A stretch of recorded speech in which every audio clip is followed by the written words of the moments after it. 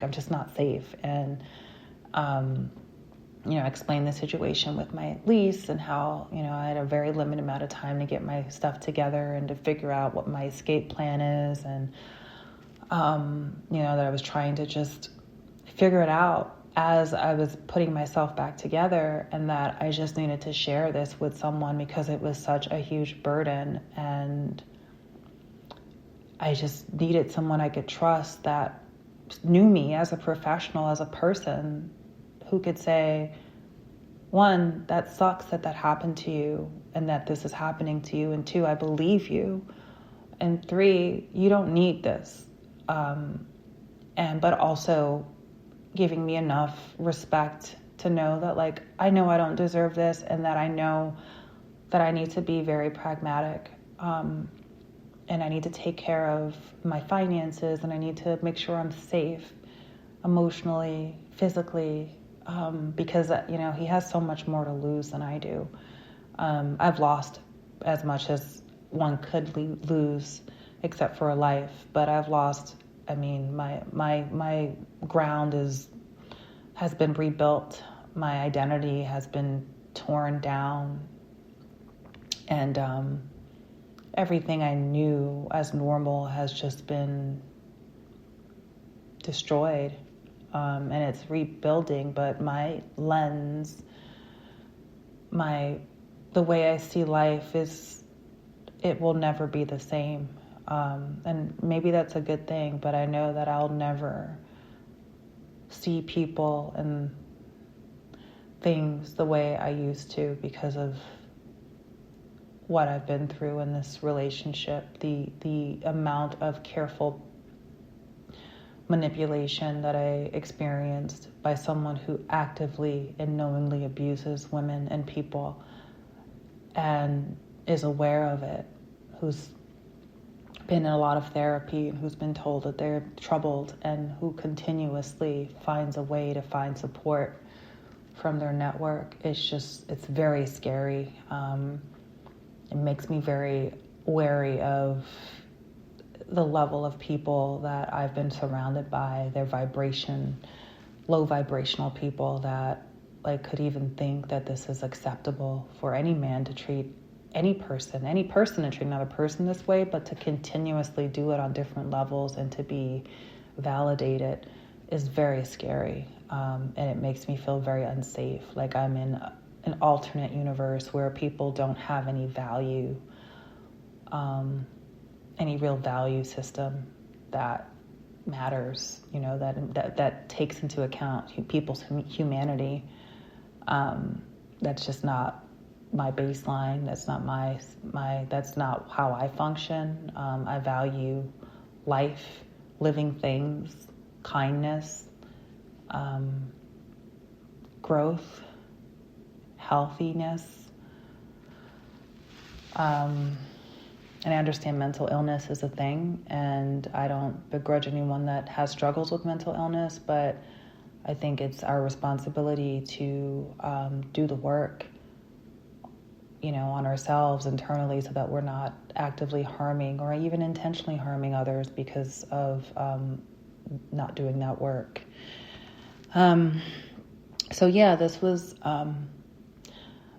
This is why I told my mentor.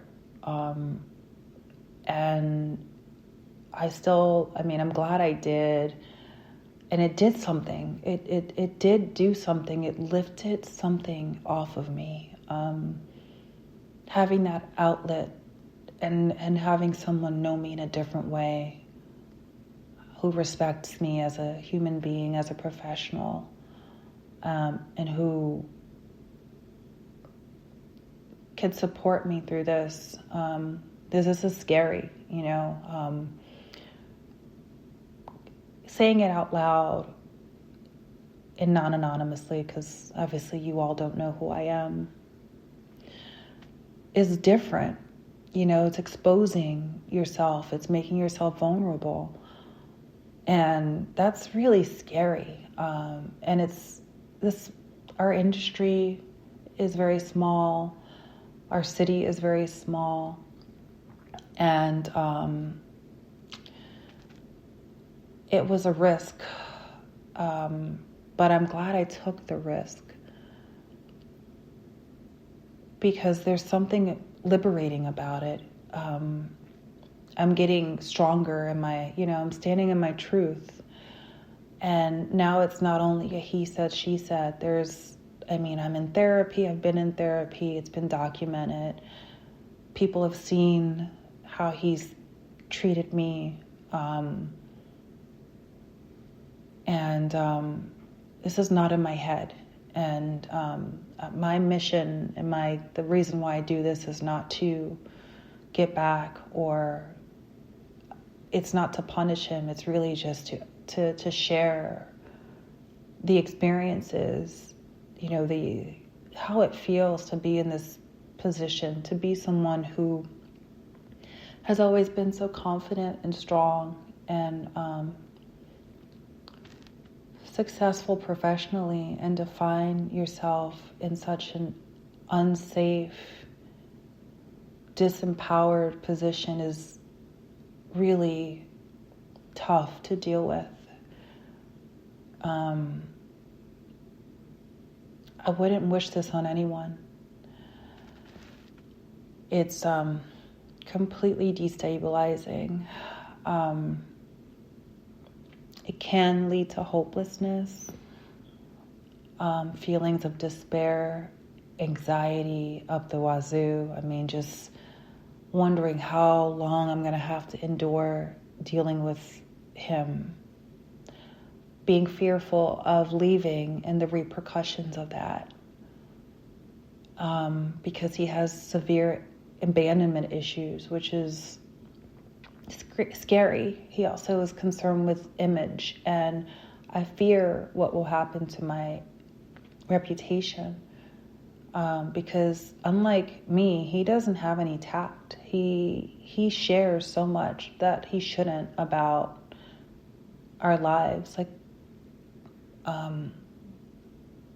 because part of it is being proactive and making sure that he gets ahead of any potential exposure, and so he has to be on the offensive.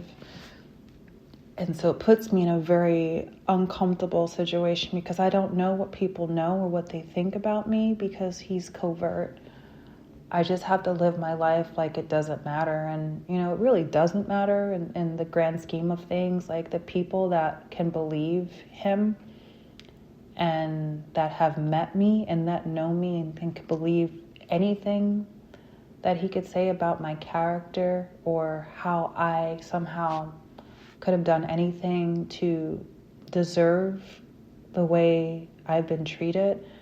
These aren't people I want in my life anyway, but it doesn't make it hurt less. And it also doesn't make my life easier if they're all in our business and they're on projects with us and they're in the community that we work in. Like, it keeps me on edge. It makes me very uncomfortable. I'm someone who cares about my reputation. I'm someone who cares about helping people. I'm someone who believes in the truth. And I know I can't control everything that comes out of his mouth, or I can't control any of that. And I've learned through therapy and some of the resources that exist for survivors and victims of this type of abuse, that there's this thing called radical acceptance. Once you start to radically accept that you can only control the things that you can control, and you need to relinquish the thought of controlling the things that you can't, that gives you a deep sense of peace. But it's also like peace that has no real justice, right? Because it's I can't, let it go. But there's so many things out there that I've let go that I just can't control the outcome. And I just got to let that go, that there are going to be people that don't know the truth, that will think bad things about me, that will think I'm pitiful or desperate or crazy or dysfunctional. And there really isn't anything I can do about it but just keep my head up and rebuild myself in a way that I'm proud of.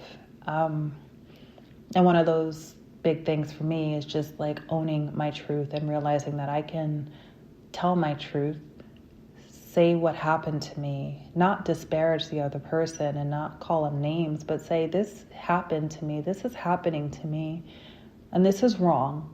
And I've taken what's happened to me and I've taken this negative experience and I'm trying to make this into something positive for other people, because that's how I heal. And getting the support I need from allies and advocates and mentors and supporters is really the beginning of the healing process. And so I'm getting there, and I'm really happy that the person I've grown close to received the information in a way that I needed her to. And it's been great. So I just wanted to share that. Being honest about my vulnerabilities and my trauma with safe people, they have to be safe, but with safe people can be tremendously helpful. And I'm just glad that I did that. So that's one baby step, towards the truth and towards my continued healing. So I just want to say I appreciate this mentor. I think she's amazing. And I cannot wait to continue to keep her and you guys updated on my progress, because this is an iterative process. I am a work in progress. I'm not healed, I'm healing. And I have a long way to go. I still haven't been able to file for divorce. I'm still not on the business that I co-founded. I still don't get paid unless my husband physically transfers money at his will. There's no HR department to complain to. When he makes accusations about my work product or complains, there's really not much I can do but just take it in stride and talk positively to myself. So there's still a lot of challenges, but I'm making the best of it, and that's all I can do. That's what's within my control, and I'm okay with that for now. So thank you for listening to me, giving me this opportunity to share my experiences. I'll keep you all posted, and I'll talk to you soon. Take care.